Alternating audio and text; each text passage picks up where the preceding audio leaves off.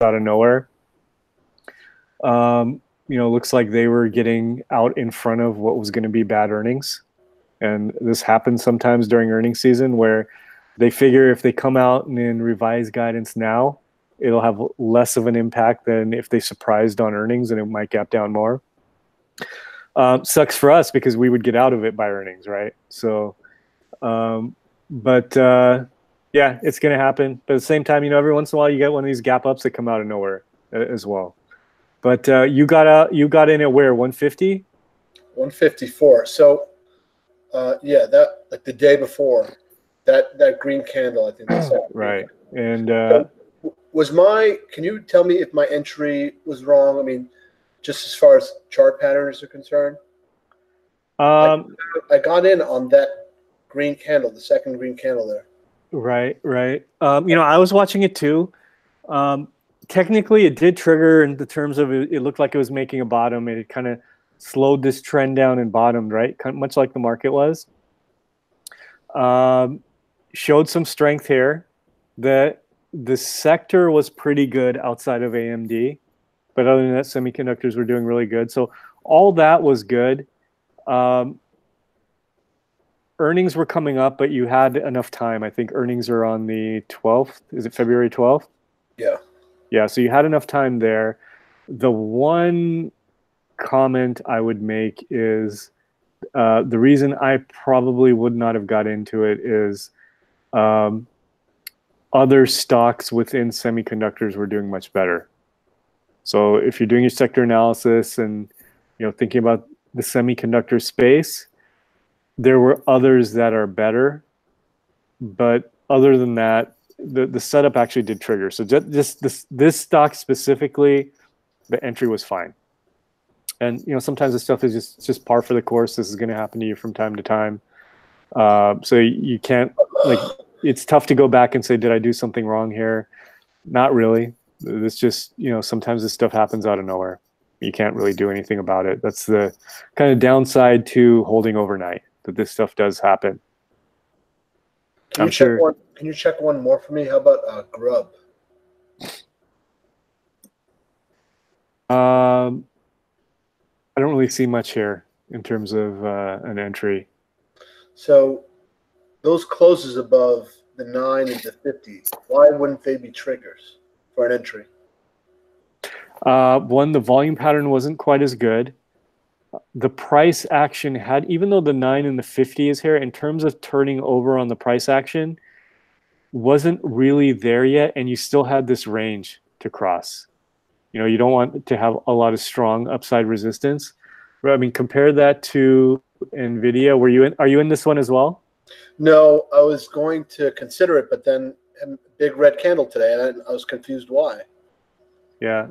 Do you notice a difference here? Let's actually erase what just happened.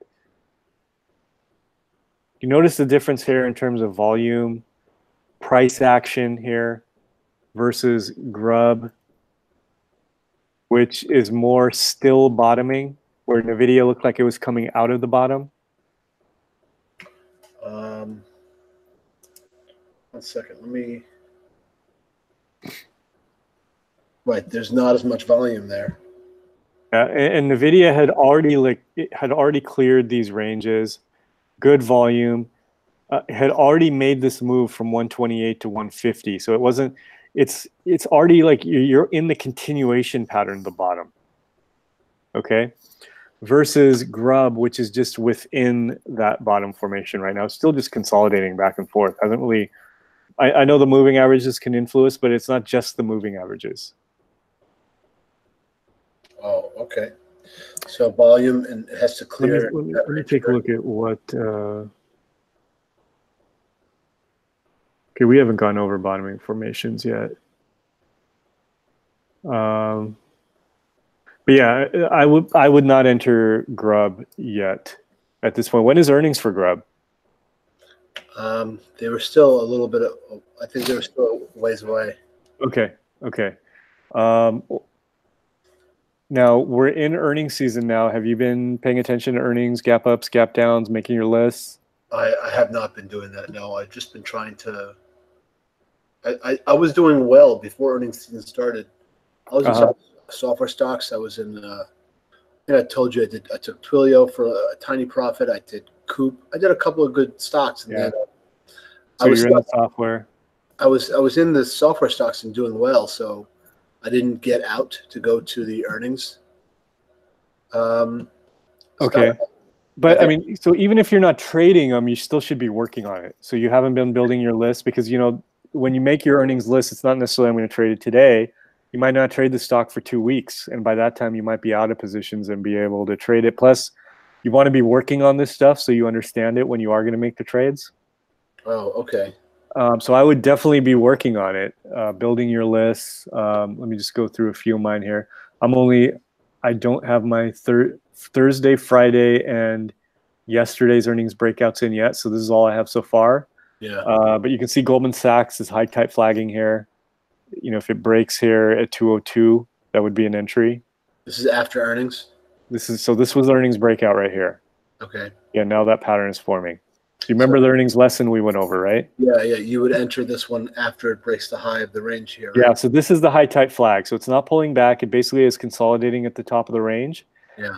And if it were to break 202, about 202.50, I think you'd have an entry there. And actually, it looks so strongly, I think you could even enter now. But technically, you would enter here. Right. Yeah.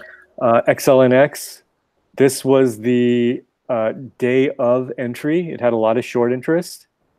And the float to volume ratio was right around 10. And you can see popped from a late day entry of around 105, went all the way up to 112. Oh, wow, yeah.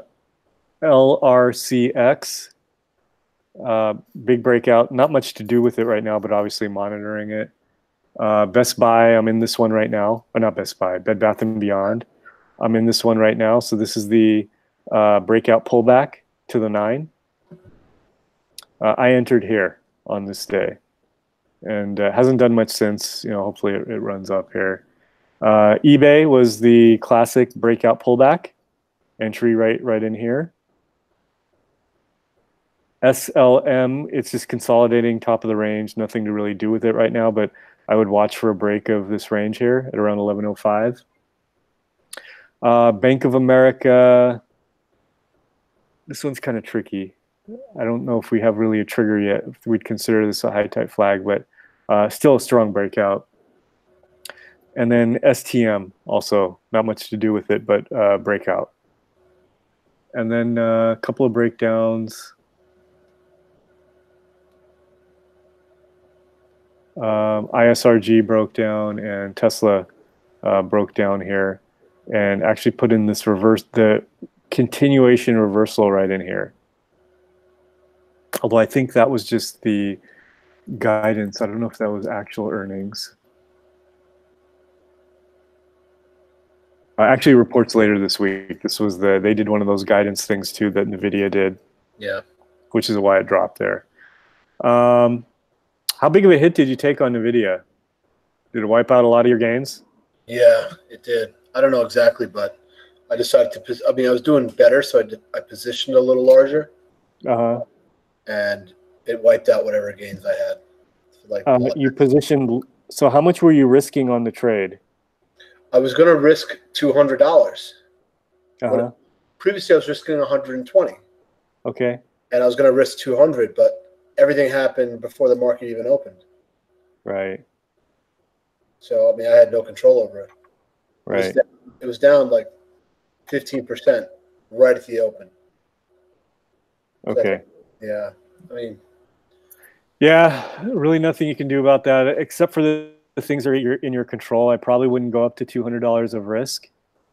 Okay. But other than that, you know, there's not a whole lot you could have done there. No one can predict when they're going to come out and do this kind of stuff.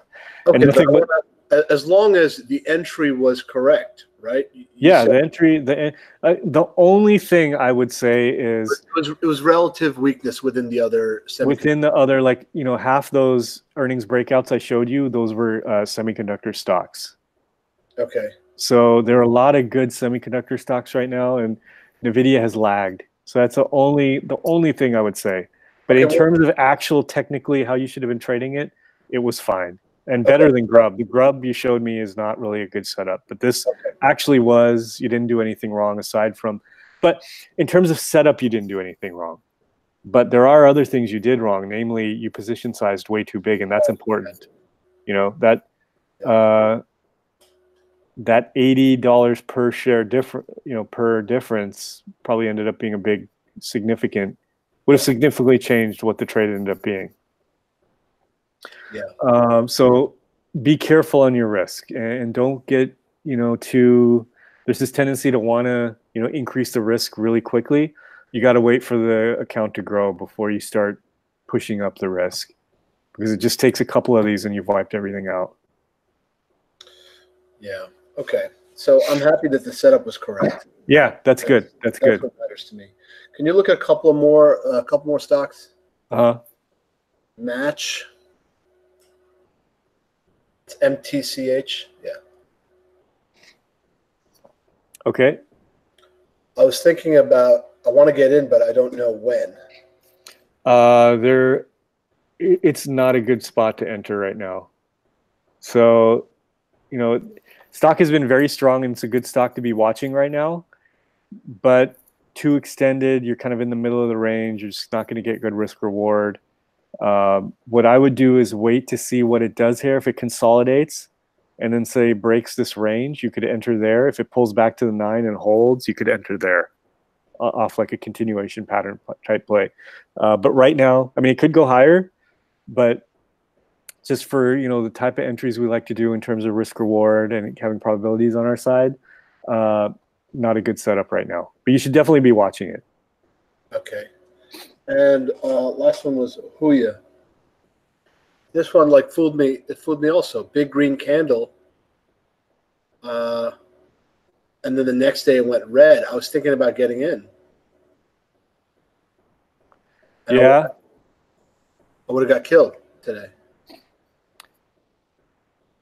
Yeah. Let's see why it pulled back. I mean, part of it is the market has pulled back, right? So that's part of it. I was watching Huya as well. I'm a little confused about when the earnings date is for it. I have earnings further out. Yeah, some spots are saying 2/11. Some spots don't have a date for it, which happens a lot with these Chinese stocks. As long as, remember, if the setup is there, it's fine. You're not going to win on all these. They don't all do what we think they're going to do. So if we want to look into it and say why, I don't know why it pulled back here. But it was a clean setup right here if you did take it. So when could you have gotten in on that? So the day after the big green candle, the red candle, could you get in on that day? On this day here? Yes. I would not get in on this day. So what I want to see here is, if I was going to enter, I'd be entering on the break. But as it's pulling back here, this is a really strong pullback off this candle. I don't want to see the thing jump from 22 down to, all the way down to here in one day. And remember when we talked about a stock handling support, we want to see it show strength, right? And here it's just pulling back to support and doing nothing. So what I would want to see now. What should it have done? What strength? Do you remember the lesson when we went over this stuff? Pull back, show strength at support. So this thing is pulling back now. So we've got a candle here. It still hasn't failed. It's at support. Now, if it starts to show strength here and bounces, so if it puts in a hammer here and has a green candle here, it could still trigger. So I would definitely still watch it. It's a little tricky because earnings are coming up. But let's pretend. Let's just say we're analyzing this and pretend we're not worried about earnings. If it showed strength here, I would consider entering. For example, here. You see here how it ran? Pulled back. Now, I would not enter on this candle here. I don't know if it's going to hold. But then it consolidates here, and then you see the show of strength here. See this candle right here at the 9? Mm-hmm. That is a show of strength. So I would enter here, and this obviously would have been a winning trade. A strong bounce off the 9 is a show of strength? Yeah, either a candle pattern, if it starts bouncing, a strong green candle. Those types of things are a show of strength. Not just sitting there doing nothing at the support level. Okay. Okay. All right. What else? Another question I got to ask is, do you do a lesson on candles, candlestick patterns, and all the stuff that you see in candles, or is there like a refresher or something you could send me to? So I don't go through and memorize like 100 different candles. You can get books for that, and I really think that's a waste of time. Memorizing what all these candle patterns are. That's why you hear me say show of strength. I think it's more important to understand what you're seeing here. The only candle patterns I really consider, we can just draw them out right now, and that's all you need to know. That's at off pullback. So there's basically two areas you're looking at candle patterns. One is when the stock is extended to the upside or downside. They're not really important within ranges. Okay. So when we're on a pullback, the important candles are a hammer, like this, basically anything with a tail. Okay. Yeah. Bullish engulfing. So completely enveloping the previous red pullback candle. Okay. Mm-hmm. Piercing pattern. Okay, what is this one? I've heard you say it. It's just like the bullish engulfing, except it doesn't go all the way to the top. It basically ends. It like came down here way below this candle, but then closes within the candle. Okay, so it's much like this, except it doesn't close way up here. It closes within the candle. But this is bullish as well. It's bullish. Okay. Yeah, and then the difference is it might go down lower than the bullish engulfing. And then morning star pattern like this. So you have a doji here, you had a red candle here, and then you have a green candle like this. So this is a 3-day pattern, 2-day patterns, 1-day patterns. And then after that, I basically consider like it when you see it. You just see a strong candle with a tail. But these are the only real candles I care about. Okay. So there's no need to go off and study candles. This is it right here. Now at the tops, or when stocks have run, it's basically just the opposite of these. Yeah. Inverted hammer. I don't think I need to draw these all out. Yeah. Bearish engulfing, piercing, and instead of morning star, it's evening star pattern. And that's basically it. Other than that, you know it when you see it. Nissan has a book of like a 150-page book on candles. You're really going to waste. And the reason I don't tell you to go study it is because I did years ago, and it was just a big waste of time.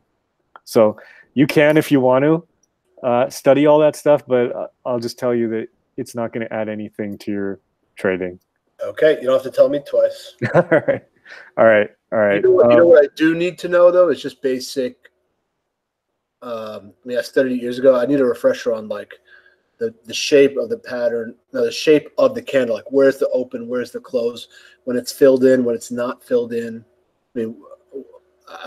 So fills. There's not a. It depends how you have your charting software set. So the way it fills is going to be different for how you have your chart set up. Okay. So mine is set up. So you can see here. Mine is set up to color base on net change, which might be different than a lot of people do. Some do open versus close. Mm-hmm. I don't do it like that. So it really depends on how yours are set up. The most important, and honestly, I don't care much about the fills. All I care about is where the open and close is. Okay. So that's what matters. Open, close, and where these tails are. I wouldn't get caught up on it too much on the other stuff. Like for instance, see how this one is filled here? Yeah. I don't care. All I care about is that there's a tail here. I know this is where it was and this is where it was, and that's it. I don't care if this is green or hollow or what. Okay.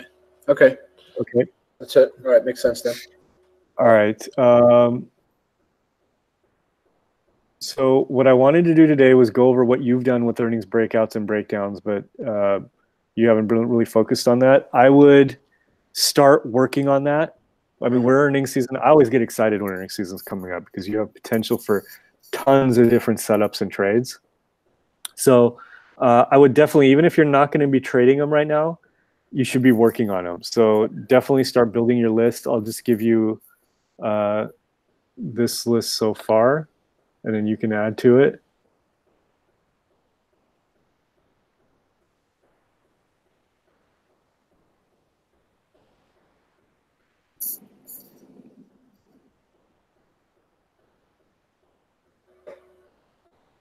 Are you only right now, the swings that you're looking at, are you only looking at earnings swings trades? No. Well, you know, I'm in right now in one of my accounts. I'm in best BBBY, which is earnings. Right.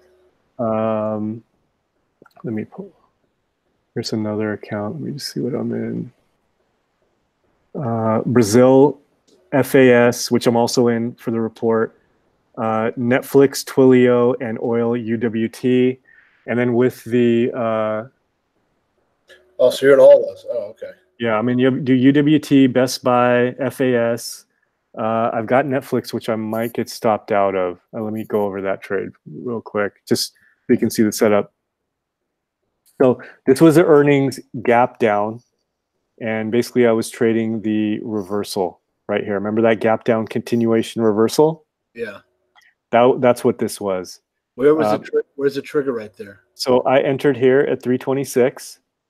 It might have been a little iffy in terms of how strong this reversal was. If it closed a little higher, probably would have been better. But I decided to take it here. It started looking really good. You know, yesterday I thought it'd bounce some more, and now it's started to consolidate. And if it pulls back to my entry level, I'm going to get out. So it's at 330 right now. If it gets back down to, I think I entered at 326.50. If it gets down to there, it'll be a break-even trade. But hopefully it runs here. So that's not a textbook like trigger, right? Like it's a little bit iffy. I mean, I guess you could call it a trigger. What's the trigger? But this green candle right here. Like signaling a reversal. Yeah. Okay. Right. It would be stronger if it closed up a little higher. Okay.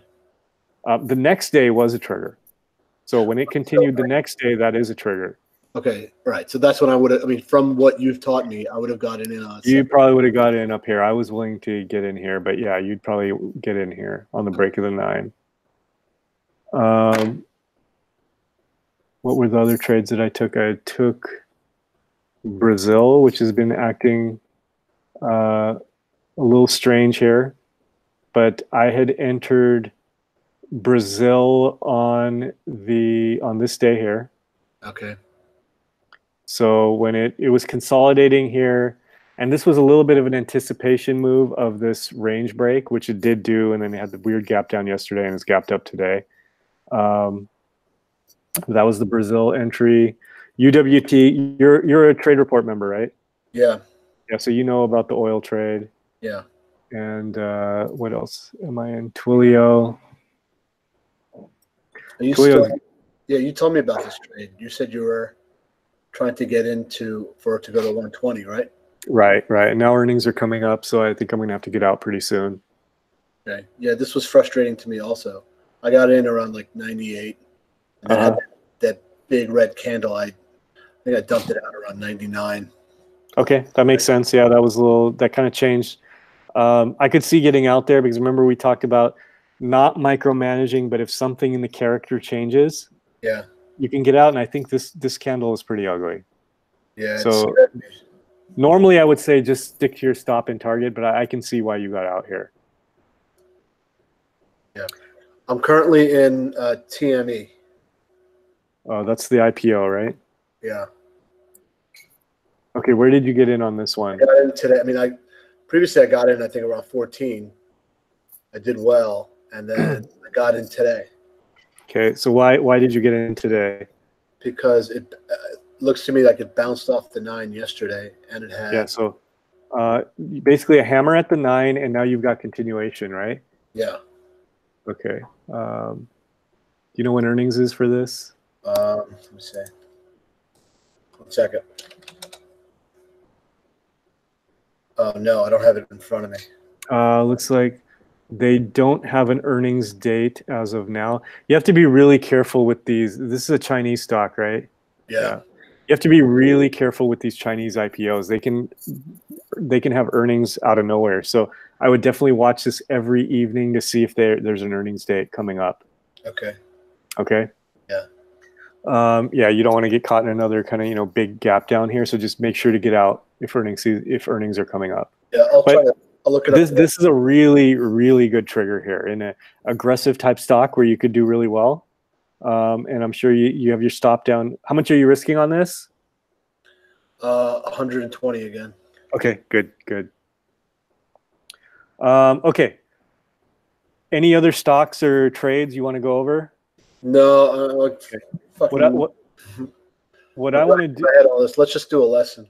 Yeah, what I want to do is I wanted to do kind of a big review because we've done a lot of stuff now for you to kind of be going over, and we can't really do earnings now because you haven't worked on it. But for next session, have all your earnings stuff done if you can.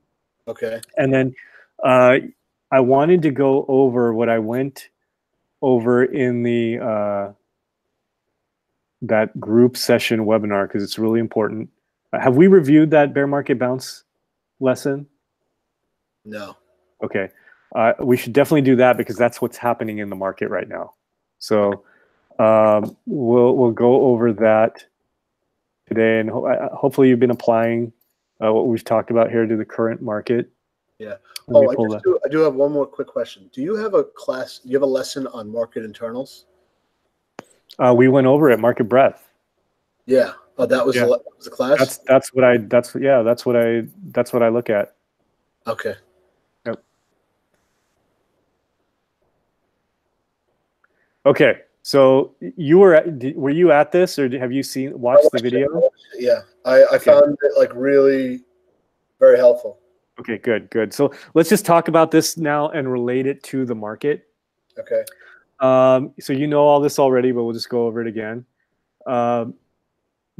The most important thing to understand in these bear markets is the character of the market changes a lot from what we were doing before. And you've probably noticed this already. It's really easy to get whipsawed out of here because it's just so volatile in this market, right? So if you look at here, we basically 2017, there was just this nice steady uptrend, really easy to trade, right? Yeah. Now here, basically what took over 1.5 years to accomplish was wiped out in 2 months. So you can see how volatile these things are. So the moves to the downside are very quick, which can be good and bad. And then the bounces are very powerful, which, when you look at these bounces in the context of the move down, they don't look that big, right? But if you compare it to what was happening here, they're huge. This bounce here, even though it doesn't look that big because the move down was so big, it's actually a very powerful bounce, going from 260 to 280. That 20 points took about 6 months to happen during this trend, or 5 months. And it's happened here, it happens here within a week and a half. So that can be good and bad. Now what happens is, after we come out of bear markets, if you look at it, you think, oh, wow, if I just shorted during the bear market, I would have made a ton of money. But surprisingly, even people who short tend to lose money in bear markets. That doesn't make sense, right? You would think if the market is going down, how am I losing money? The problem is most people are shorting at the wrong spots and aren't really understanding where you should be shorting. And you know this because we were, you watched the lesson and you saw when we were trading it, and you probably took some of these trades. Yeah. But these things happen very quickly, and you have to be really disciplined. So, for example, this was the first good short setup right in here, where the market started to bounce a little bit and then crossed down and failed below the moving average here. Now, when this happened, I think I had one short, but it was a little frustrating because as it dropped, it was too late for me. And, you just have to sit back and watch. And what a lot of traders will do is they see this thing dropping and they just feel like they have to jump in. And that's usually the worst point. You either take that trade, and if you miss it, you just have to sit on your hands and watch and wait for that next move. And we did wait for that next move. So we got the bounce and then the failure here at the 9, right? That's where we shorted. So you have to short at these spots that give you really good risk reward. If you short in the middle of these ranges, when the bounce happens, you're going to get crushed, because we talked about these powerful bounces, right? Yep. And what's going to happen is, if you're shorting at the wrong spot, you're going to get crushed by these bounces. Not only is the bounce going to happen, but oftentimes you're not going to get out where your stop was, because the bounce happened so fast, and you're going to take big losses. So you need to make sure to be shorting at the right spots when you're shorting. So that's the reason for understanding these fast moving drops. And then these bounces are very powerful, and those impact you in 2 reasons. One, it affects how you short, and 2, obviously you can profit by going long. So you have to be able to time these things. We'll talk about that in a second. So character has changed, very volatile, fast moving drops, powerful bounces. You have to always keep that in mind when you're trading through this period. Now, when the bounce is happening, you want to look for a few things. One, before it even happens, when the market starts to get very oversold, look for signals for a bounce. So, here, as the market was dropping, you're looking for signals. You got it right here with this strong candle in here. This one was a little tougher to assess. I don't know. I can't remember if I took any trades here or not. This one was very easy to assess, right? The one that we're in right now. And I know from our last session, you were on top of this one, right? Yeah. Yeah. So you know what to look for here. Oversold, I think we already talked about where it was on the weekly. You see how it came right to that support level? Mm-hmm. So think about back when we talked about our market analysis. We have all these support levels on the weekly and dailies that we know. This was textbook right to that level, which also corresponded with this old high right here. But hold on, how do you determine what's oversold? When it's oversold? A couple of ways. One, just looking at the price action. 2, you don't even see stochastics on my chart, but if you need help with that, you can put stochastics up. Okay. Let me pull up a chart with stochastics. I do RSI. I found the RSI always is usually helpful. Okay. Well, if RSI works for you, use RSI. What time frame do you have the RSI set on? Daily. And what time period? The past year? 14 days? Most RSI is set on 14 days. Like if you go to starkcharts.com, I'm assuming TC2000s is also 14. Okay. I would adjust that. 14 days, I mean, you're going to get, once it hits, you're going to get really oversold conditions or overbought conditions, depending on what you're looking at. Mm-hmm. But that time frame is really helpful for more longer term type trades. I would set it maybe at 5 or 7 days, so you get more of the triggers that you're looking for. Do you have stochastics on your chart? No, I haven't used them before. Okay, I find stochastics to be better. I've taken them off my charts now because I just eyeball the price action. But if you put stochastics on your chart, set them to 533. That's the best time frame for our style of trading. Okay. And it's going to be set at 14. The stochastics going to be set. Okay, go ahead. Set them at 533. Mm-hmm. And then anything below 20 is going to be oversold. Above 80 is going to be overbought. Right. Okay. And that gives you a guide for assessing overbought and oversold conditions. So tell me what you mean by price action. How could you eyeball it and see it's oversold or overbought? It just comes from experience. I mean, I think it's pretty easy to, for me at least, it's pretty easy to see that this is getting very oversold. Anytime you have price action that's way below support levels, that's getting oversold.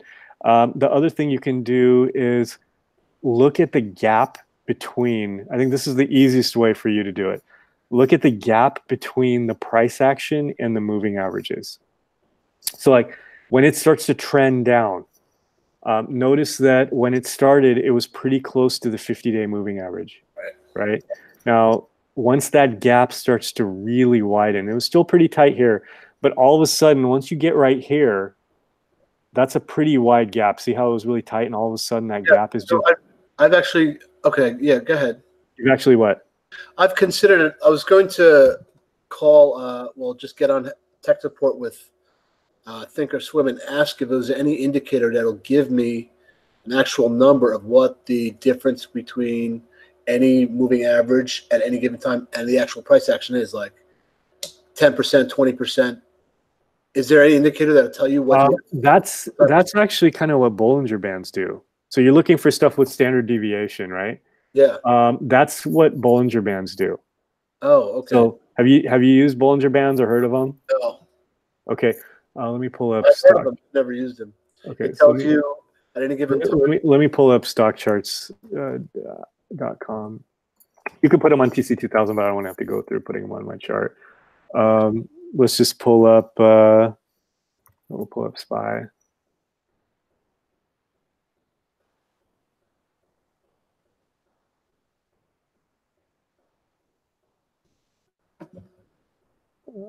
How do I do that? I'm going to use this with long size. Bollinger Bands, okay. Is a Bollinger Band something that helped you measure overbought and oversold? Yeah.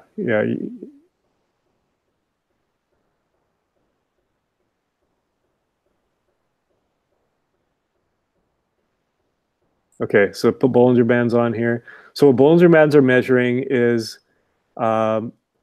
the standard deviation between, it's actually not measuring it from the moving average, but in terms of, it kind of does the same thing in that it's measuring the standard deviation from where the price range normally is. And it measures it by 2.5 times above and below. Okay? Yeah. So the idea here is when you start, normally price action is not touching the bands. When the bands start to tilt downwards, like see here, this was just range bound right here, right? Not really that important. But once price got really aggressive to the downside and the Bollinger Band starts going down and then the price starts to pierce through the band, that's when Bollinger Bands are considered extremely overbought or oversold. Okay?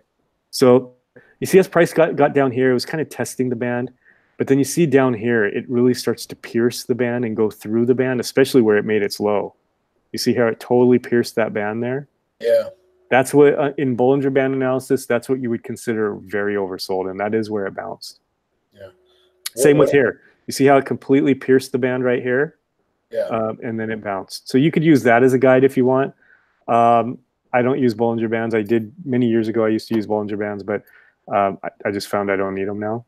Okay. So you could test that. You could test stochastics. But the one thing you should do is only use one or the other. You don't need a bunch of things measuring the same thing, and you just start to get mixed signals, and it just clutters your charts. Okay. Okay, so experiment with stochastics, experiment with Bollinger Bands, and find whichever one works better for you. Okay, bear market bounce, oversold conditions. Look at as price gets oversold. Watch where the support levels are, and then how price is reacting support levels. Then once the bounce is in, start assessing the strength of the bounce. And there we're doing our market breadth analysis that we talked about in market analysis, and also how price action is reacting to these resistance levels that it's breaking. Okay, so for this bounce here, this bounce here, this bounce here, throughout these bounces, we basically still considered ourselves in bear market mode, and we were only trading these bounces just to trade the bounce, right? Nothing had changed with the internals. Market breadth was still not very good. Now, this bounce has been totally different in character, right? Yeah, you said that multiple times. And one thing that I got from that was I checked, well, we went over T2 108 against that bounce, and it was at much higher levels than the original bounces. Mm-hmm. Is that what you mean by the character of that is different, just the T2 108? All the market breadth factors we talked about, not just T2 108. Everything has been aligning. So first of all, just look at the price. Let's even forget about all the market breadth stuff. Just the price action looks very strong here, right? Yeah. You don't even have to know anything about trading. Just look at the difference between the character here and this stuff here. much stronger. Then look at resistance levels. Are they, when they get taken out, are they holding? Here they did not hold. They failed right away, right? Here we cleared one level. We went very strong to the next level, and now we're holding the next level. Now we'll see if we break through to the next level, but this is very strong so far. Yeah. Now, that's just the basic surface level stuff, remember, for market analysis. Now looking at the market breadth or internal, and when I say internals, it's just the same thing as market breadth. Oh, okay. Yeah, it doesn't mean anything different. It's just one word instead of two. But T2108, let's go down the list. T2108, whoops, has not only been very strong, it's been, you know, insanely strong. This is the highest reading we've had since, you know, going back to, I've got up to 2017, we're basically at our strongest reading in the last 2 years when the market is way below its highs, right? So market should be right here. If we were to overlay the market is right here. Right. So if T2108 was just right here, that would be fine. You know, if it was below, like say the market was right here and T2108 was right here, we'd still not be trusting this bounce and we'd be just looking to aggressively short. Okay. Right. If it was up here, we'd be like, okay, this is good. We can take some shots, you know, at longs. But, you know, the way T2108 right now, this is where we say, okay, we're really in this bullish mode. This is very strong. Right. So you're very comfortable being long here. Long. Right. I've taken nothing but longs this year so far. I've only shorted once, remember, early in the year. That was just as a hedge because I was a little concerned in the beginning of the bounce. Mm-hmm. But after that, I have not shorted once, which is totally different from October to December where I was almost exclusively shorting, right? Yeah. So T2108, that's one factor, but one factor alone is not what we're looking at. IWM, also very strong. Small caps have been strong. The percentage gain, you know, 126 to 146, and SPY has gone from 234 to 263. I think on a percentage basis, IWM is stronger than what SPY has done. Yeah, that's very good. The small caps are participating. T2108 is strong. Then let's think about the other stuff. Relative strength. How are other stocks comparing to the market itself? And it's very strong. Remember, I said go through your focus list, look at those stocks. We're seeing a ton of stocks that are doing better than the market is. So I just pulled up Chef here. The market is below its 200-day moving average, right? We're seeing a bunch of stocks that are above these levels. So a lot of stocks near highs or beating the market. That's very strong. So that's another positive. If we look at sectors, we're seeing a lot of strong sectors. If we look within our focus list, we're seeing a lot of strong stocks to trade. So how do you know that a sector is doing well when it's above its 200-day moving average and the market's still below? Right. Nearing highs on a percentage gain basis, gaining more than the market itself has. And we're seeing a ton of sectors that are doing that. So I guess this is what I meant when I asked you about market internals. Mm-hmm. I guess what I also wanted to say was the only real indicator that I thought you were using was the T2108, which is percentage of stocks above their 50-day moving average. But I've seen a lot of others, which I guess you might not really consider relevant, which is like advanced declining and then stocks. Oh yeah, advanced decline. That kind of relates to like highs and lows we were talking about. Yeah. I've never really used those. I didn't know how to use them. Do you consider them when you're doing your market breadth analysis? I mean, there's literally hundreds of things you can look at. Right. I've kind of fine-tuned it. So, you know, what you see me doing is like after I've, you know, fine-tuned everything. And sure, you could use advanced decline. I don't use it because I have all this other. I want to do what you do. Okay, so what I do is exactly what I showed you when we went over market analysis. Say that again? What I do is exactly what I showed you when we went over market analysis. Okay. All right. So if we pull, I don't know, do you want me to pull up the lesson? No, keep going. Okay, so it's all that stuff. So that's it. You know, maybe in the reports you just see me talking about T2108. You know, in that thing I don't pull up everything and do like a full analysis, but you know what I'm doing. You know, I'm doing all that stuff. Okay, so I don't want to look at it if you're not looking at it. Yeah, so That's what I'm looking at, and everything is pointing to being really strong right now. The one thing that concerns me a little bit. Remember, when we talked about market breadth, we also talked about our market analysis. We also talked about gold, right? Yeah. It's a little. If there was one thing I was concerned about, I think it's a little concerning that gold is so strong right now, because gold is supposed to be a flight to safety, right? So if the market is bouncing strong and we felt like the big guys are feeling more comfortable putting money into the market, you would think they'd be pulling out of gold and putting it back into the market, right?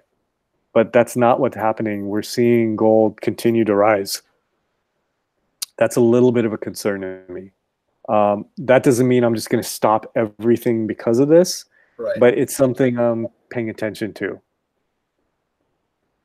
So outside of gold, everything else looks really strong. Okay, so I have a question. I wrote down in my notes the other day. Hold on. I was a little concerned, right? So I saw everything you saw, but I said this was on 123, right? Some things that concerned me. It said Netflix was under the 9 EMA for 2 days. Facebook was under the 9 EMA that day. Biotech under the 9 today. Semiconductors under the 9. Microcaps under the 9. Transports under the 50. So I saw a lot of stuff that was concerning. Okay, so let's pull those up. Netflix. So this is on 123. Netflix was under the 9 for 2 days as of then. Okay, so remember Netflix had bad earnings, right? Yeah. So I wouldn't really concern that. That was a reaction to earnings. Okay. Let's go move away from the specific stocks. Let's talk about those sectors you were talking about. Biotech was under the 9 that day. XBI. Okay. So biotech, remember the 9 is very fast moving, right? So what I would be more concerned with is how does it compare to SPY in relation to the 50 and 200? And it is still showing a lot of relative strength. And remember, it's made a huge move right now, right? We've been talking about this. We've had this huge run in the market. We expect to see some consolidation or even pullback here, right? Okay. When things get extended like this, it's very hard to just continue that extension. The market needs to kind of rest a little bit. So I would say that's it right now, but biotech is actually very strong. I mean, SPY is below its 50, or sorry, below its, below its 50, or just barely above its 50 and is not even at its 200 yet. Biotech just tested the 200 and is still way above its 50. It is pretty So strong. I wouldn't be too concerned. I like that you're analyzing it and thinking about these things, but I think this is actually showing strength, not weakness. It's good that biotech's doing what it's doing right now. Already hit its 200. Wow, I didn't realize. I didn't put that into context. Okay. Yeah. So expect pullback, expect rest. I mean, I wouldn't even be too concerned if it pulls back a little more. If it broke the 50, then I would be very concerned. Right. Okay. And the transports I had. What's the ticker for transports? DJ. Well, I have $DJT. Try DJT. No, that's actually DJT is going to be the Donald Trump company. I have $DJT. Oh, that's good. IYT is good. IYT is good. IYT is basically right in line with the market. It's not showing much market strength or weakness. On the 23rd, I had it closed under its 50, so I guess it just bounced right off of there. Okay, so on the 23rd, it closed under its 50 and was holding the 9. It was kind of doing what the market was doing. Okay. And remember, at that time, we were saying we have to watch this level closely. So you were definitely right to say, okay, I want to see transports hold here. I'm a little concerned. That's totally fine, and that's actually good analysis. So it's good that you were thinking about that. Now, I wouldn't say from that, oh, okay, this is really bad and it's broken down. That's not where it was yet. But it's good to be thinking, okay, transports are right here testing. If they break down, that's going to be concerning. Okay. And what was the other one? Microcaps? Microcaps, IWC. IWC.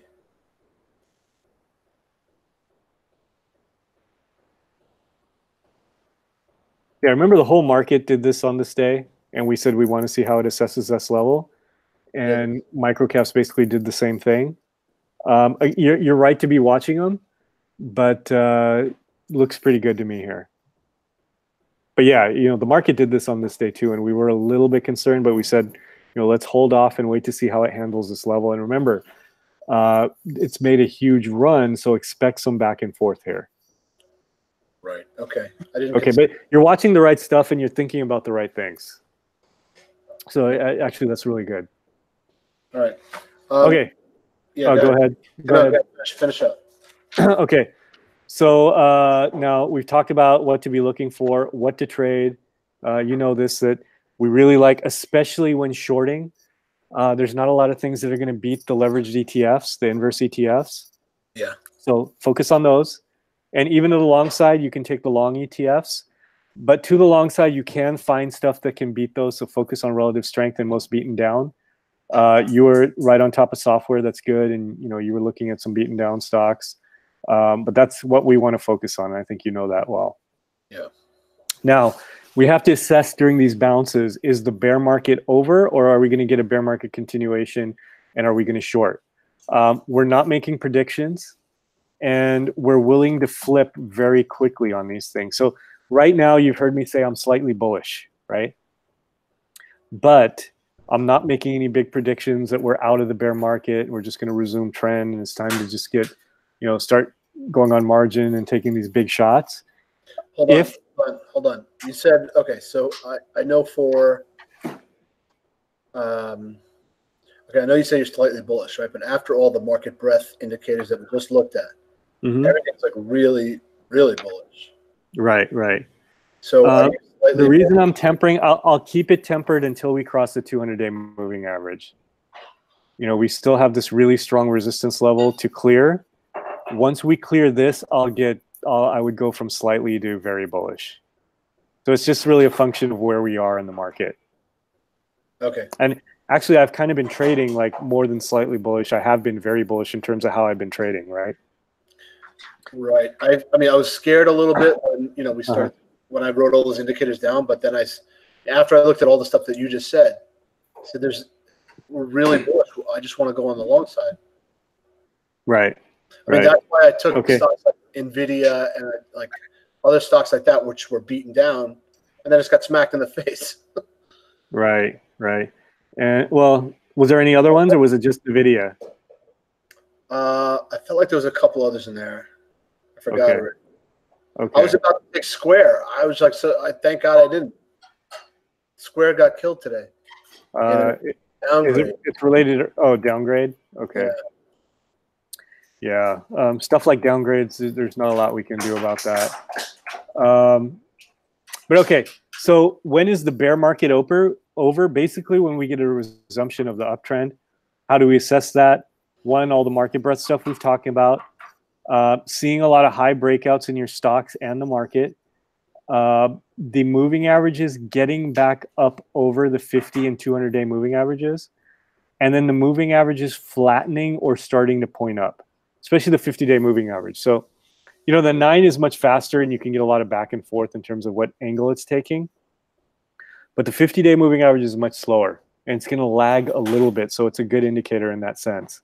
You can see here when the market actually started turning down, it started turning down a little later, right? And this tells you we're basically in a downtrend. Now it looks like it might be starting to flatten out. And if it flattens and then starts pointing up, that's a very good signal.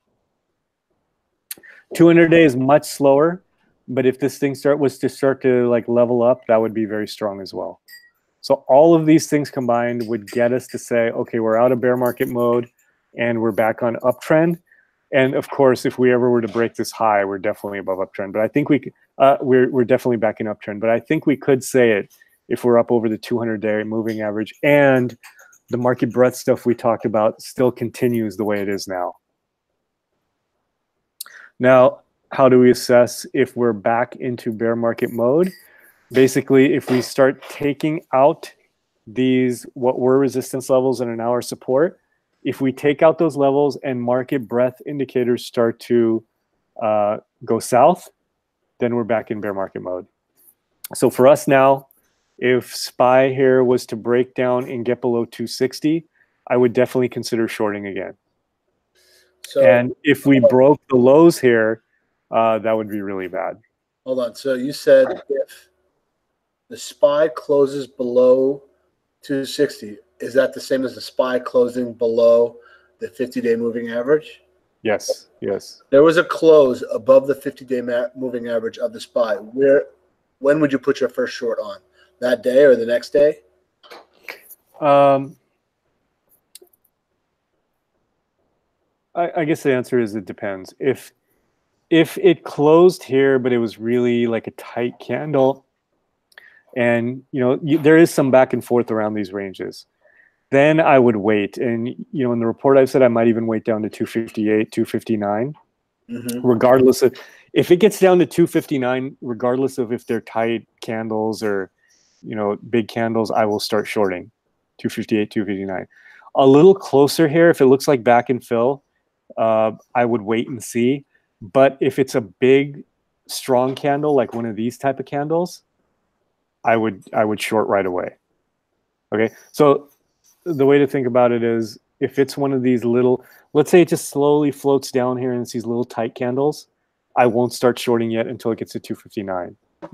But if it's a candle that looks like this, or like this, or like this, I would short right at 260. Okay. Okay. What does back and fill mean? Back and forth. Back and forth. Okay. There's some testing here. When it's testing this, this range is being tested, and it's not always clean. Like it's going to be right above it. There will be, it kind of tries to break down intraday, doesn't happen, comes back up, tries again. You want to see that it's clearing that level. Okay. All right. Yeah. So that's basically what you're going to be doing right now. So that is going to be your focus, and from there you decide: do I want to take trades? Then you start looking at the setups. Now, the nice thing about the earnings breakouts and breakdowns is they're not as tied to the market. So I would definitely be looking at those as well for potential trades. Especially to the long side, right? If you're bullish. Right. And even the gap downs, we're usually looking to take them to the long side. Right. Yeah. Okay. Because you have a bullish bias. Right. Okay. All right. Any other questions or anything you want to talk about? Let me see. A couple more stocks. What about Roku? Roku has earnings coming up, right? I don't know. It does. So I really like it. This breakout here was not earnings; it was guidance. So remember how NVIDIA had bad guidance? This was positive guidance, but it doesn't actually have earnings yet. I like it a lot. If it gets up over the 200-day moving average, I would definitely consider it. And obviously, earnings are going to play a big factor. But why not right here? It's been because earnings are coming up. But if earnings wasn't coming up, would you take it here? It's been consistently too much. That 200-day moving average is very strong, so I would wait for it to clear that level. I don't want resistance right where I'm going to be entering. So if there was a close with a strong candle over the 200-day, definitely, yeah, that would be a good setup. What about just a close over the 200-day? Same thing we talked about before, the character of how it closes above. So with strong volume and not necessarily the strong volume on that day, but if they're little small tight candles, I'd wait and see, to prove itself a little more. If it's a strong candle, I'd probably get in right away. Okay. And I guess one more question is the Chinese stocks. Mm-hmm. When are you going to get into them? Which ones? Like, IQ and Baozun and Momo and. I like them a lot. They just have earnings coming up, so I'm really cautious around earnings, especially coming into earnings. So you would. What if earnings wasn't coming up? I guess. If earnings wasn't coming up, I'd be in IQ right now. Oh, okay. Yeah, I would definitely be in IQ. What about have you looked at the Chinese stocks? Is there like 3 or 4 that you like that you get in, or it's just basically I've been looking at IQ, Huya, Billy, TME, which you talked about, and then Baba, Baidu, WBAI, which is very strong, and then Yin, the ETF. Yeah, but all of them have earnings coming up, so there's really, aside from taking Yin, there's nothing I can really do now with earnings coming up. So you would be in these if earnings wasn't coming up? I would be in IQ. Baba, I don't really see much of there's no trigger here for a setup that I would trade. So I would not be in Baba right now. Baidu, same thing. Maybe if it cleared the 50-day moving average, we could treat it as a bottoming formation. What about WBAI is a really good one. I would definitely have considered this here. So you would be in this one right now if earnings wasn't coming up? Right. What about hold on, maybe I'm wrong about this one. Let me see. Did it already have earnings?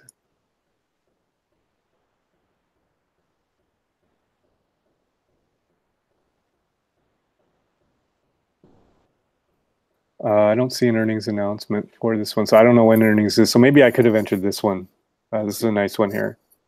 What about Momo and Baozun? Momo hasn't even been on my radar.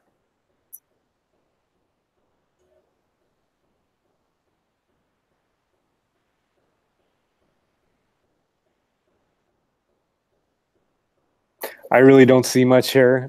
Volume pattern hasn't really improved. I mean, it has gotten up over these moving averages, but nothing to make me get in this versus something else that I would like better. Okay. What was the other one? Baozun. What's the ticker? BZUN. Same thing. So you want to see strong volume before you get it? So, why would I trade BZUN when WBAI looks like this and, IQ looks like this? Yeah, okay. But what about, so WBAI, show me, I mean, is there volume there? Yes. But that's not very strong volume, is it? For this stock, it is. Look at where it's been. It's been here. I probably wouldn't trade on this. I like average volume to be around 200,000. But in terms of volume pattern, volume is improving a lot compared to before. Oh, where it was before. Okay. Yeah, you're looking at it relative to itself, right? Yeah. So yeah, I mean, this is kind of showing that money is coming into this stock. So if you're looking at any stock and looking for relative volume, you have to say basically this candle here was much larger than it usually has. That's good, strong volume coming in, and that's all it really is, right? There's no in-depth analysis of volume. No, it's not that complicated. Yeah, you just want to see money coming in as price action is improving. There are you have to pay attention to capitulation and that type of thing. So sometimes red volume can be good, but other than that, it's really simple. Okay. All right. All right. Who do you got for the Super Bowl? I think it's even, but I have money on the Rams. Oh. Just because anytime I think it's even, if I get good odds, I'll take the side with the good odds. So I got plus 130. Oh, so okay. If it's even and it's plus 130, I'll just take the Rams. So obviously I'm rooting for the Rams now. Who do you have? I was gonna place a bet on the Rams. I don't know what the spread is right now. Yeah, it's like 120. I have to root against Tom Brady. Yeah, right. So I, when I made the bet, it was plus 120, but I found a guy who really wanted to place the trade, so he agreed to 130. But I think it's at 125 right now, plus 125. Yeah. So all right, let's get together next week. Yeah. And remind me, do you want to do any day trading, or you just focus on swing right now? I do. I really want to do day trading, but okay. I think last time you showed it to me, I think it might have confused me a little bit. Did we do a live session yet? Day trading? No. Actually, you might have just showed me a couple things. Okay. You were showing me that it's the same patterns as swing, and somehow it messed with my thinking. And I think I tried to apply a couple day trades, and I just said, you know what, I can't even get swing trading right. I'm like, why am I doing day trading? So I said, forget it, stop. Get your day trading right first. But I definitely, if you want to do a session where I just watch you trade. Yeah. So we can definitely do that. So if you want to do a live session, the reason I'm asking is usually my live sessions are taken up like almost every day. But next week I've got like 2 or 3 days, and it's good because it's earnings season, so we're going to get a lot of breakouts. Okay. So if you want to do a live session and just kind of see what I'm doing in the morning, we could definitely do that. Yeah, let's do that. I mean, okay. So I could do how about Tuesday? That'll be today's the 29th, right? Yeah. Yeah, so the 5th. So let me see here. Hold on. So basically, we would get together about 15 minutes before the open. So that'll be like 9:15 for you. Tuesday the 5th around 9:15. And what happens? I don't learn a lesson that day. I just watch you trade. We day trade, yeah.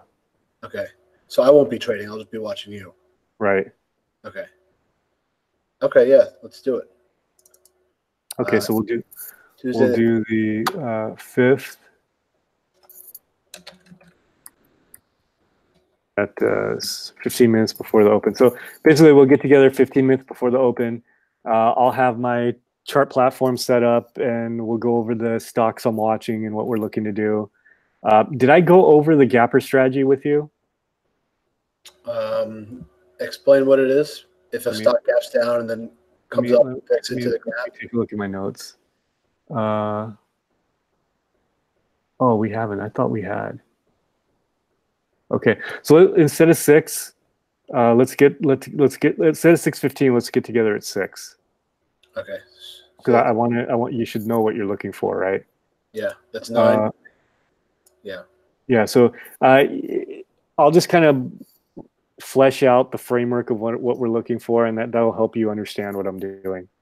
Okay. So 6 a.m. So 9 a.m. your time, we'll get together. Then 9:30, we'll start trading. Okay. All right. All right. Thanks, Paul. All right, Sibi. Talk to you later. Hopefully the Rams win on Sunday. Yeah, that'd be great. All right. Talk to you later.